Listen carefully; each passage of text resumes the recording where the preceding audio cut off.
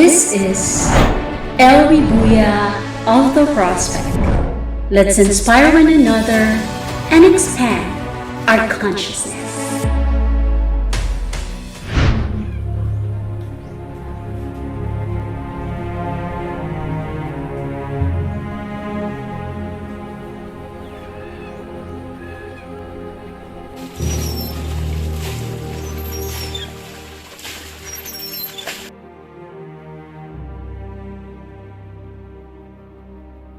Hindi mapapantayan ang pagmamahal at sakripisyo ng isang ina.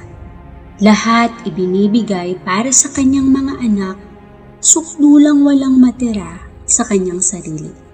Siya ang ilaw ng tahanan na nagbibigay liwanag sa bawat pamilya. Pero, paano kung ang ilaw na ito ay biglang humina ang liwanag? Tila ba unti-unting sumasabay sa isang takip siling?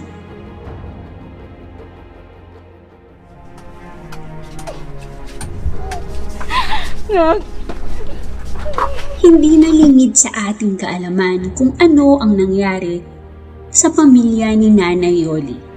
Matatandaang inabandona niya ang 6 na anak at pilit kinalimutan. Nagpakalayo at naghanap ng ibang pamilya. Anak kong ikadalawa. Pero nakalimutan ko na yung mukha niya kasi ang tagal ko sa... May kapatid ako sa nandun sa Cavite. Ang tagal kong hindi siya nakita talaga. Ang tagal, kahit yung asawa ko, hindi kami nakikita. Eh, hindi kasi alam nung asawa ko na nag-asawa ko eh. Kahit ang tagal na namin. Ang naano ko. Ano po na yung naging dahilan para magkaiwa-hiwalay po kayo? No, parang naano ko dun sa anak kong namatay.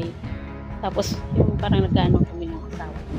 Lalo pang lumabo ang natatanaw na pag-asa nang mahanap siya, ngunit itinanggi nito ang 4 na mga anak na wala sa katinuan na higit siyang kailangan.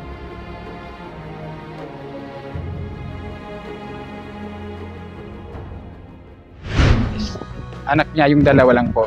Tapos yung 3, si Yango, tapos si Jimboy, si Junel, tapos si Katay, hindi niya na po. Kalimot ko na yun. Parang ang anak ko lang yun. Yung 2 lang po yung anak niya. 2 nanay. Pero para saan? Ano ang mabigat na dahilan?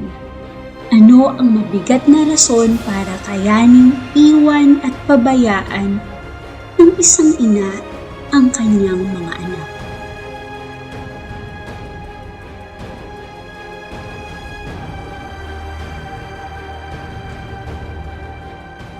Ano po yung may paliliwanag niyo po sa mga viewers kung bakit po kayo nagkaiwa-hiwalay na po? Bakit niyo po sila nakabayaan? Hirap ko na sa buhay na itong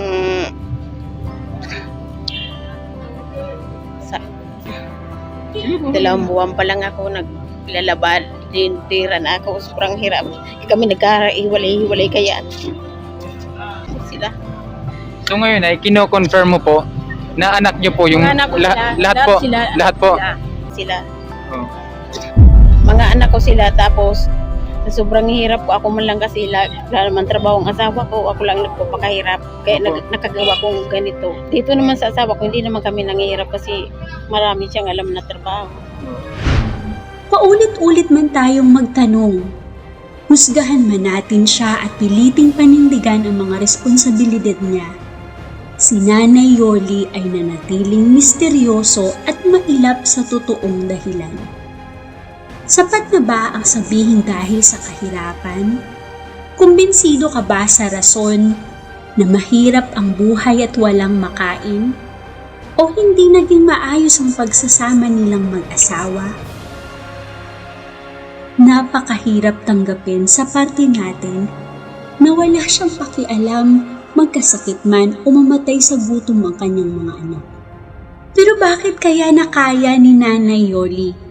Bakit ngayon parang walang nangyari? Bumalik siya at nagpapakananay. Paniniwalaan ba natin siya?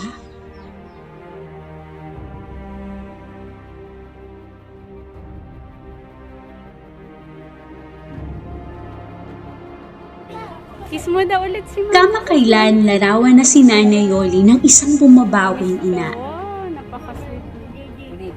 Inaasikaso ang mga anak lalong-lalo na kapag dumadalaw kami. Hello, malala. Ngunit, kinumusta ko si Nanay Yoli nung bumalik kami at napag-alaman ko na kababalik niya palang galing sa isang pamilya. Kung matatandaan natin sa isang vlog ni Oragon Honey, nagalit pa siya dahil ayaw bumalik ni Nanay Yoli kung hindi pa dadalhan ng pamasahe. Ano na naman ang nangyayari? Nagsisisi na nga ba siya sa kapabayaang nagawa niya noon? Sino ba talaga ang priority, ang unang pamilya o ang kasalukuyan?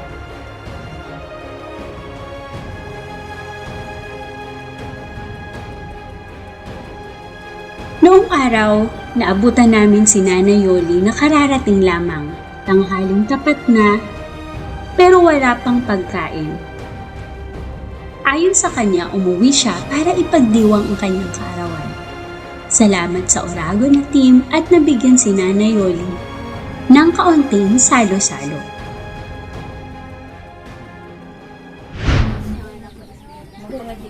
Heavenly Father, salamat po sa daw na ini na nakaibanan, na nakasama namin si Ate Yoli.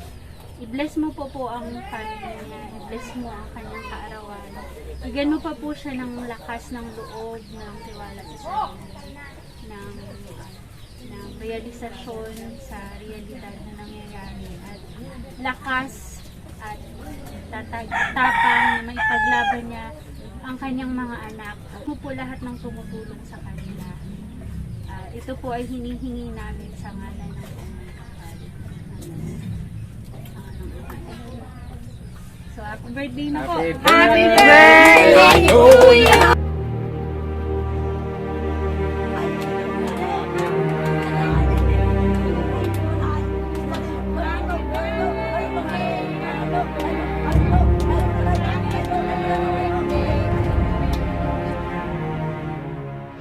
Kumusta po si Aki mo doon? Mabuti man po. Tumawag. May bala ka po ba na dalhin dito yung mga anak mo, pakilala sa mga kapatid? Opo, ano din nila na nandito nga yung anak ko, hindi lang yung asawa ko na lungkot daw siya. Pag wala niya yung anak niya sa kanya. Punta na dito. Opo. Ilang taon po sa ate? 4 na taon na po. Okay. So nakilala niya naman pala. Opo, nakilala na po. Diba at least sama-sama na din yung mga anak mo. Maayos na sila, naaalagaan mo kahit pa paano. Hindi lang sabi ng asawa ko, dito daw ako kasi marami nga ito. Yun lang, isa, kayang-kaya niya. Yung mga hindi to importante kasi may mga kulang nga po sa pag-iisip, ganyan. Tama. Dito daw ako sa mga anak ko. Parang siya na lang mag-a-adjust. Opo. Yes, marami daw ito. Alagain talaga. Tama po. So at least naman ay nakikita maayos na Opo. yun. Para hindi na po tayo bumalik sa dati. Oo. Diba? Kaya tinan mo, umalis lang ako ilang araw. Nagkasakit sila o hindi pang ganyan, hindi pa nakapaglaba. Tinan mo ang kalat. Nandito ako, umaga pa lang kumakain na sila, malilinis, maayos. Ngayon iba talaga nandito yung magulang. Ano po message nyo sa mga taong nagmamahal sa mga bata? Sponsors, Ang ano ko sa kanila na nagpapasalamat pa ako sa yung tumutulong sa mga anak ko na katulad nito, hindi ko naman kayang kasi hindi din ako napag-aral. Ang ko lang, naglalabada, nagagamas-gamas lang. Naman talaga suporta ko sa kanila sa pagkain, ganun din yung asawa ko.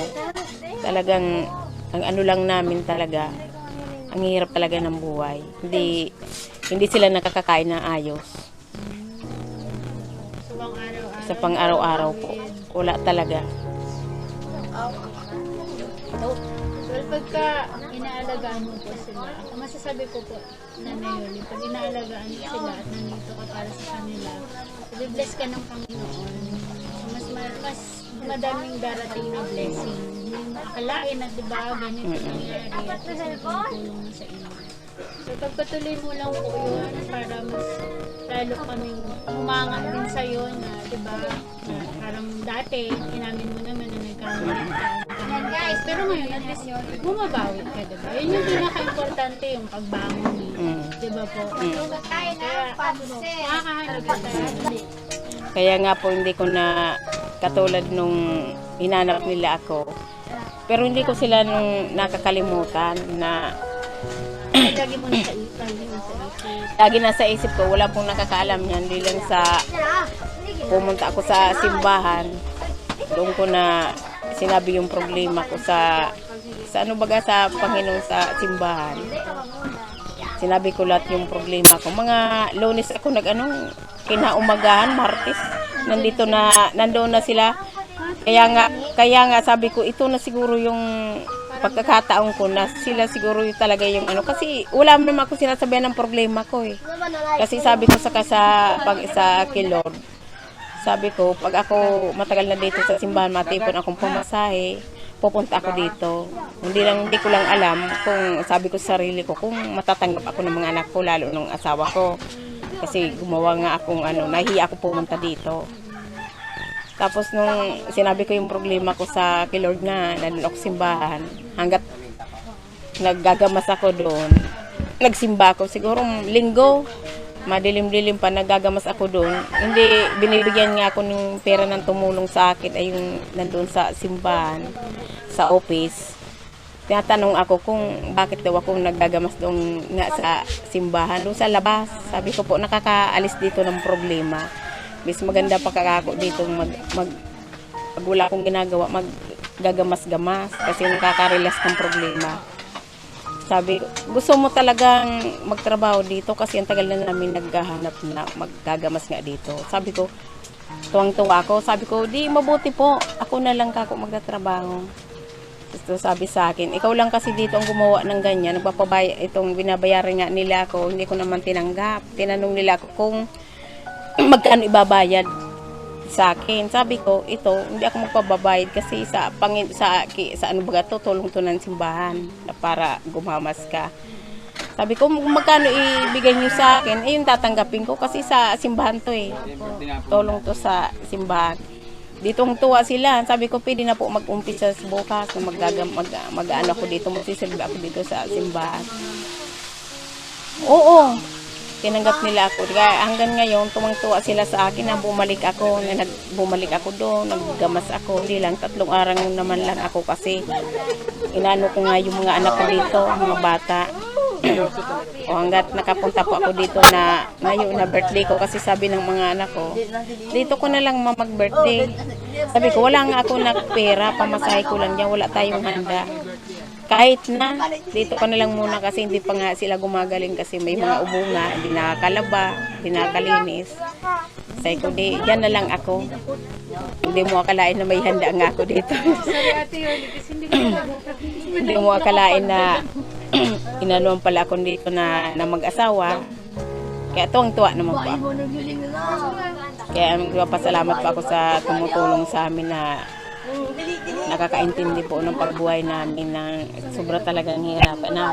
Kasi hindi naman talaga namin. Pero kung wala itong mga kapansanan ng anak ko na ito, siguro laking tulong na din sa amin to. Kasi yung isa ko nga kahit ganun itong tuwa na magtrabaho, nagtatrabaho siya. Yung isa ko. Pero kahit mga ganito sila, masaya ako kahit mahina yung mga ano nila. Kasi pag inuutasan mo naman sila ganito magwalis, maghugas, naghugas po sila. Nakakaintindi po sila kahit sila mga ganyan. Saka hindi talaga sila nag-aaway-away. Patingin ko po talaga yung pagmamahal ng kanina. Opo. Makikita mo mga masisita eh. Opo. Mababait po sila kahit sila mga ganyan. Milagro po to sa inyo, Ayun po. Panginoon. Naku, napakaano. Kaya, isang oportunidad din para magbagong buhay at alagaan yung mga anak mo. Sorry, natatouch na naman ako. Kaya po. Nung pinupunasa kong si Mama Mary nung umano ako, pinano ko sa kanya yung problema ko. Umiyak siya. Umiyak din ako dun sa simbahan.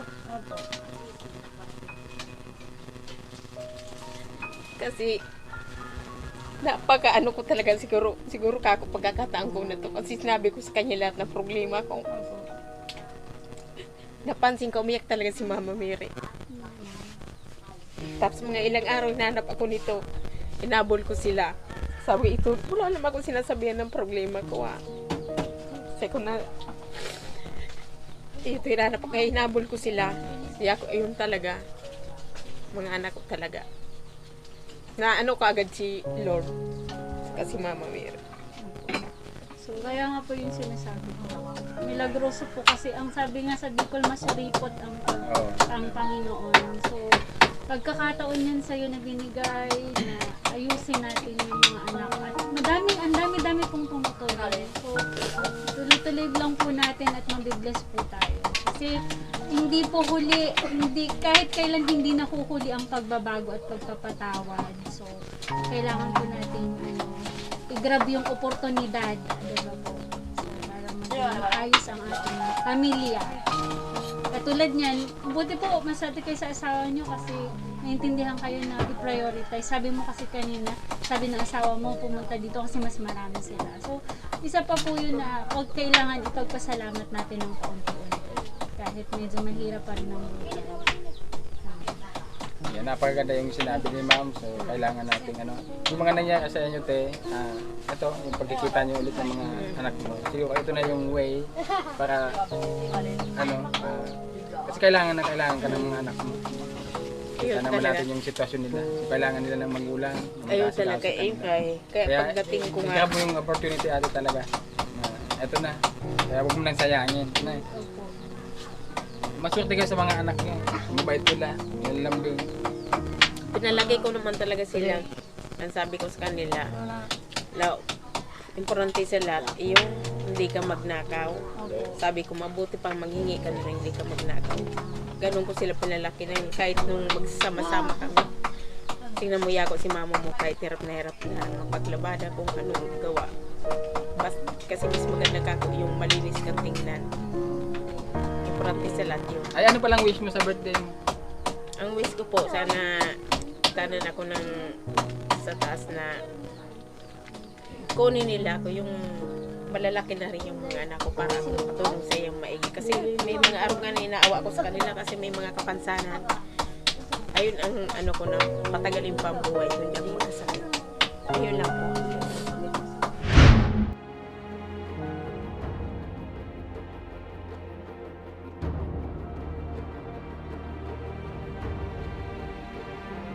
Marami tayong nagagawang pagkakamali sa buhay natin.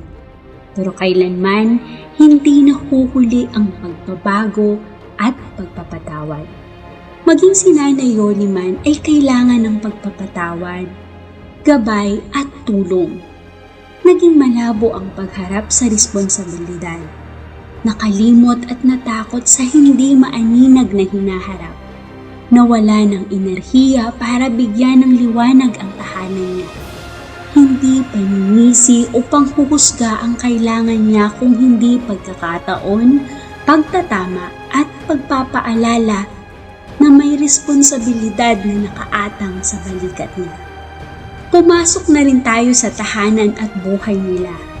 Huwag sanang sumuko ang lahat para gabayan at tulungan si Nanay Yoli na tanawin ang naaaninag na liwanag at pag-asa. Manghina man ulit o patuloy na manghina, tayong lahat ay magsama-sama para palitan ang napunding bumbilya. Nang sa gayon, lumiwanag uli ang dumilim na tahanan. Ako po ulit ang inyong si Elry Buya, nag-iiwan ng isang mapagpalang araw sa inyong lahat.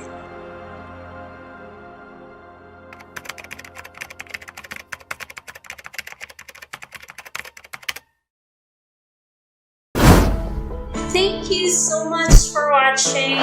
I'm grateful for you all with the support, and if you haven't subscribed yet, please click the red button over there, like this, and see you on my next video.